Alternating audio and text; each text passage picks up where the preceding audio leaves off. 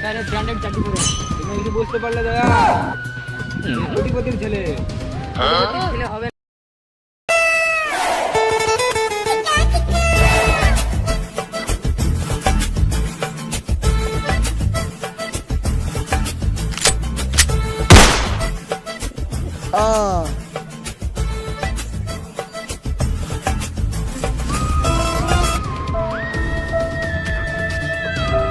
আরে এখানে লাশ পড়ে কেন?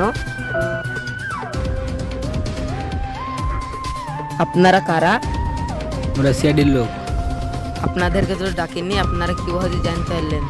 সিআইডি এখন ফাঁসে আছে, ফোন করার আগে চলে আসে। চলো দেওয়া দেখি ব্যাপারটা কি হয়েছে। স্যার ব্র্যান্ডেড চাকরি করে। তুমি কিছু বুঝতে পারলে দাদা? কোটিপতির ছেলে। কোটিপতির ছেলে হবে না মানে? আর ভাই তিনি 4-5 লাখ টাকা ইনকাম করে, অবশ্যই হবে। তাহলে তোর ফোনকে ধরতে হয়। করেন স্যার। ঠিক আছে। স্যার এখানে কান করে। তুমি কিছু বুঝতে পারলে দাদা?